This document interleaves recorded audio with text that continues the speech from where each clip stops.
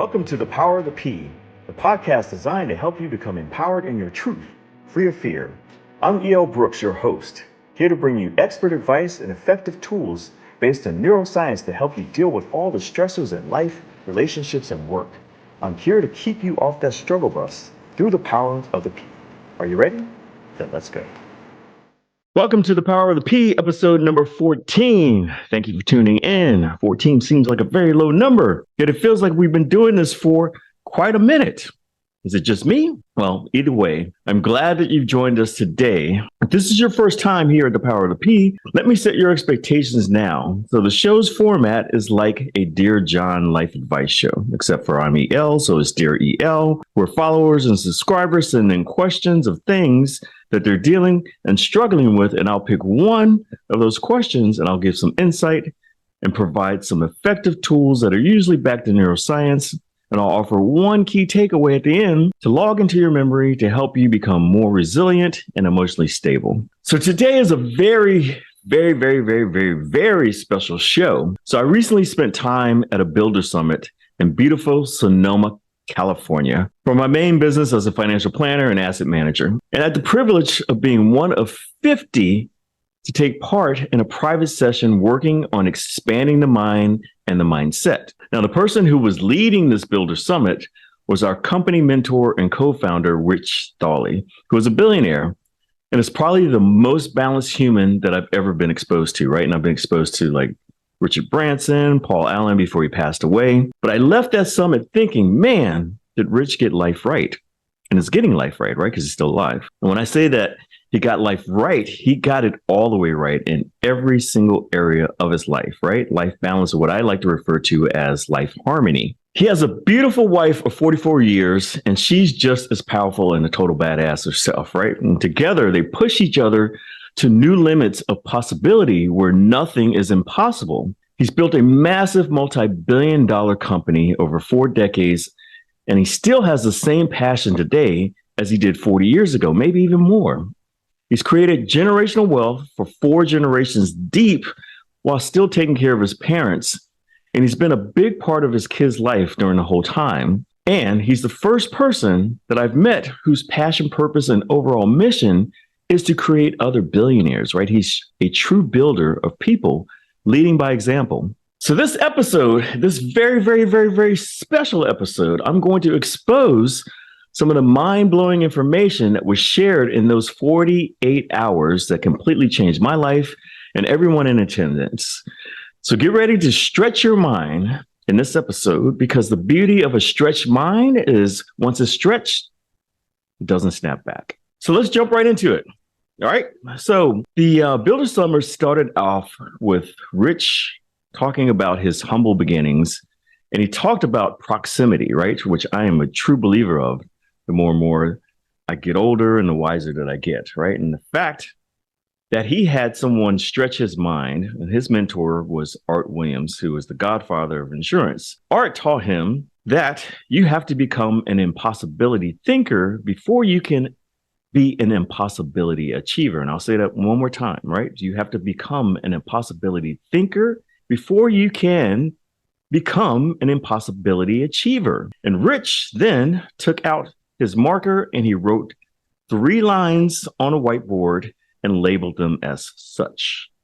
And if you can see that, labeled the first line as possible, second line as hard, and the third line as impossible. So he said, this is currently how most of us think, right? We believe that there are some things that are possible, some things that are hard, and some things that we believe are simply impossible, right?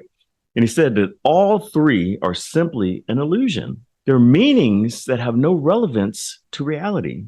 They're made up in our minds and our limited mindsets. And here's the secret. He says it's mainly due to people not owning their lives, right? Not having total PA or PR, as he referred to it as, right? And that's total personal responsibility for your life and your life's outcomes, and personal accountability. So the difference maker, he said, is mentorship. You have to find someone who has shattered their limiting beliefs and who has conquered and mastered impossibility thinking. And for him, that was Art Williams. Art had mastered the art of impossibility thinking, and he would often challenged those he felt had the potential to do the same. So Rich went on to tell a story about how Art called a special meeting with about 100 of his top performers, and he told them the following, which is what I'm calling the billionaire's formula. Art Williams made 3 profound statements that changed Rich Thawley's life. And these profound statements did the same for me and everyone in attendance in that meeting room in Sonoma. So grab a pen and a piece of paper because I'm about to reveal those 3 statements. So the first statement that Art said was, somewhere along the way in your life, you're going to have to set a goal that you think is impossible. That was the first statement. Second statement, then you're going to have to do it, right? You're going to have to make that goal happen. Then the third statement, he says, when you do, not if, but when you do that goal, your life will never be the same. And I'll say that again. When you do, not if, but when you do that goal, your life will never be the same. Then the meeting adjourned, and about 2 months later, Art announces a contest to win the biggest Christmas bonus in the company's history for the team that does the most volume, right? And so this is in mid-September. So 3 months to hit the magic number to reach the goal and win the largest Christmas bonus in company history. So Rich decided to go for it, but his team was considered a regular base shop, right? And in order to win, he'd be going up against what is referred to as super base shops with twice the man and woman power than his current team. He immediately remembered the 3 statements and he set the goal. Now, this is where you want to pay close attention to, right? Because I told you I call this the billionaire formula. And there's 7 steps to this formula that we're about to dive into right now. So Rich grabbed the bull by the horns and he says, I'm going to set this goal and I'm going to make the impossible possible. And he proceeded with the 7 following steps. So step 1 is he challenged himself to get into the right headspace, right? It's very simple, kind of. Step 2, he said, he remembered in order to achieve the impossible, you have to become an impossibility thinker. And then step 3 is probably the most important step. In order to be an impossibility thinker, you need to suspend all of your disbeliefs, your first voice, right? That negative one that is going to go into hyperactivity, right? You can't do this. I don't even know why you're trying.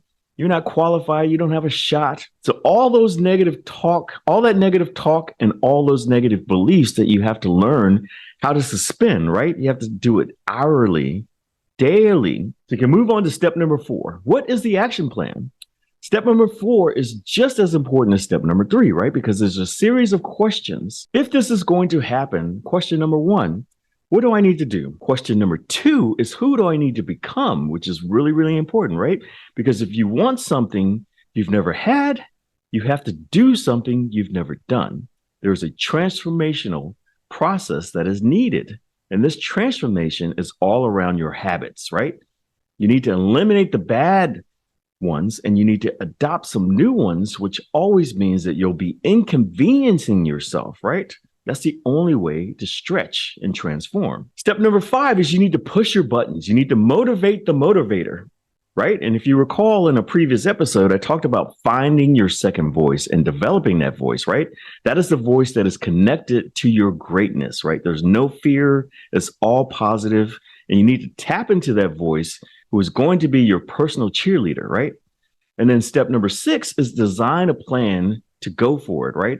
After addressing all of those questions in step number 4. And step number 7, the final step, you need to make the decision to do it and completely sell out. So Rich did all of the 7 steps above, right? But remember, he's going up against some super base teams, right? And they believe that they got this competition locked and in the bag, right? So it's a true David and Goliath story trying to accomplish the impossible. So the number 1 team was averaging about $40,000 a month in volume. And this is back in 1984. So that would have been like 400,000 in today's numbers, right? And Rich's team just came off of their best month, having done 28,000. So they figured in order to win this contest, they would need to average 45,000 at least each month for 3 months if they were to have any type of chance to win this contest. So off they went, right? They crunched the numbers. He incentivized all of his teammates saying that this is going to be the best Christmas, right? This is going to be a cash Christmas, right? And it came out the gate really, really strong, and he did 28,000 again. In normal times, right, that would be favorable, right? Stabilizing your best month 2 months in a row. But to win this competition, it wasn't going to be enough. So Rich knew this, right? So he reignited the team and re-incentivized them. And then the following month, they did 45,000, right? The best month that they ever had, right? But now they're looking at the leaderboard, and Rich sits down and he recrunches the numbers. And in order to win the contest, they need to do what would seem to be the impossible, right? They need to do $100,000 in volume for the last month. That would be like $1 million today, right? So Rich went back to steps 3 and steps 4, right? And if you recall, step 3, in order to be an impossibility thinker, you need to suspend all of your disbeliefs, right? So he needed to convince himself, and more importantly, his team, that $100,000 in a month was possible. And remember, they had just come off their best month, which was only 45,000, which meant that they would have to more than double that result. So back to step 4, right? And if you recall, step 4 is, what is the action plan, right? Regroup. Again, there's a series of questions that you have to ask yourself, right? If this is going to happen, number 1, what do I need to do? Number 2, who do I need to become? Because again, there's another element of transformation, right? Again, if you want something you've never had, you have to do something that you've never done. And this is a transformational process that is always needed in different stages. And Rich knew that. So Rich is a numbers guy. So he started crunching numbers again. Rich figured he needed to contact 3,000 people in a 72-hour period. And so he crunched the numbers. And in order to make that happen, he had to set a schedule where he would have to work 60 of those 72 hours. So he worked the phones from 6 a.m. to 2 a.m. And you have to remember, this is in 1984. So you had dial-up. I mean, it was like, the little punch numbers, and all you had was call waiting. So you have to really put that in perspective, right? And so he would work the phones from 6 a.m. to 2 a.m. And then he would sleep from 2 a.m. to 5:30 a.m. And then he would repeat it again for 2 more days. And that's exactly what he did, with the help, obviously, of his beautiful and supportive wife, right? You have to remember that step number 7 is you decide and you sell out. And that's exactly what he did, along with his wife, who also sold out, right? And that is what made all of the difference. So at the end of those 72 hours, he didn't actually reach 3,000 people, but he did reach 2,800 people. And that was enough to push his numbers above 100,000. They actually did 114,000 in the final month doing the impossible. And guess what? They won the contest. So after that day, needless to say, Rich Thawley's life was never the same. You see, he shattered his limiting beliefs. And in doing so, some of his team members' limiting beliefs were also shattered. Now, Art knew that he had something special in Rich, and a few more that performed very well during this friendly competition. And Art was known for pushing people beyond what they believed that they were capable of, right? So that's what a true leader does, right? They believe in you more than you believe in yourself. So look at all the superhero shiro movies, right? The sage is the wise one that is always encouraging, inspiring, and eventually empowering the hero and the shiro, right? So Art was very much the wise sage. So he would often inconvenience his teams to stretch their possibilities, right? So in true fashion, Art came up with another challenge, and this one was so freaking clever. You're going to love it. So a couple months pass, and Art calls Rich, and he tells him that he needed him to do an important speech in Alabama, right? So Rich lived in Northern California at the time.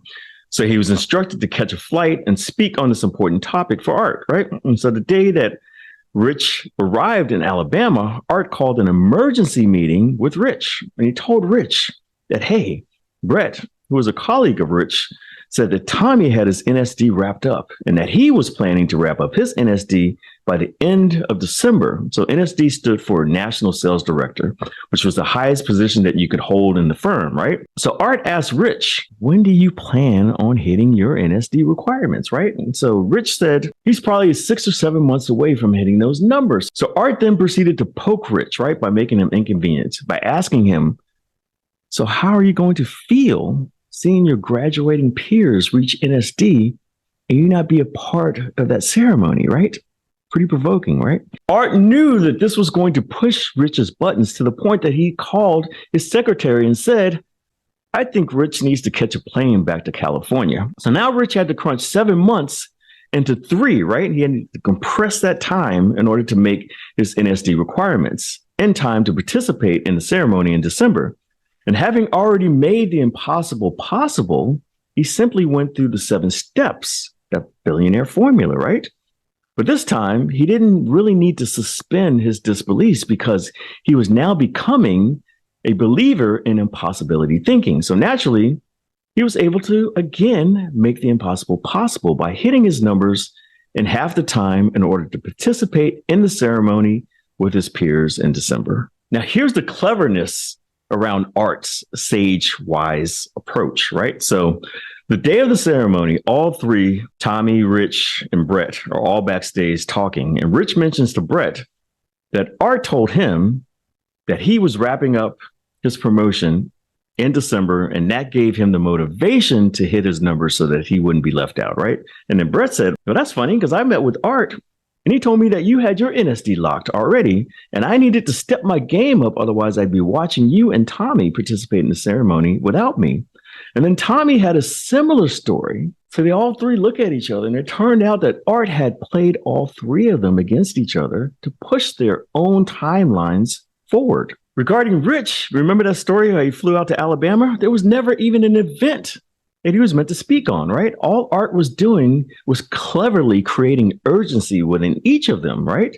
So that they can reach their full potential. And again, that is what a real leader does. They get you to tap into your full potential so that you can become the person that you're meant to be. And that always requires you doing what you currently think is impossible until you do it. And when you do it, you'll never be the same, right? Because your mind is stretched. When your mind stretches, it never snaps back, right? When your mind is stretched, your identity actually changes. You begin to blur the lines of possible, hard, and impossible, because you now realize that they're all just illusions. So the takeaway is short and not really backed in neuroscience, but impactful in my opinion nonetheless. So here it is. Elon Musk once said, what we believe we can do in 30 days, we can really actually do in 3 days. It's simply a shift in perception. And I didn't fully understand that concept until I attended this recent Builder Summit with Rich Thawley. You see, billionaires have a different way of thinking. They know it's all an illusion, right? What we determine as normal is within our own construct. So it's up to us to continue to stretch that construct, usually due to the help of a mentor, to completely blur the lines. And when we're able to do that, we can achieve the impossible because we will have mastered impossibility thinking. And again, just to reiterate, when you master impossibility thinking, you will always achieve the impossible, especially when you apply the Billionaire's formula. Now you know. One love. Today's episode was sponsored by Help to Love, a platform to open your mind, achieve mental agility, and integrate into the person that you're meant to be. With a wealth of resources and expert advice at your fingertips, Help to Love makes prioritizing your mental well-being easier than ever. It's a non-judgmental approach to mental wellness to help you design that 10x life you deserve. Sign up today at www.helptolove.com. Join the thousands of users who have already discovered the transformative power. Register for the free webinar that will open your mind and plant seeds for your ultimate breakthrough. If you felt this episode was helpful and insightful, please like, share, and subscribe so that you'll be notified of all of our upcoming content and special announcements. I'm E.O. Brooks, your host. As always, I thank you for your support and especially your time. One love.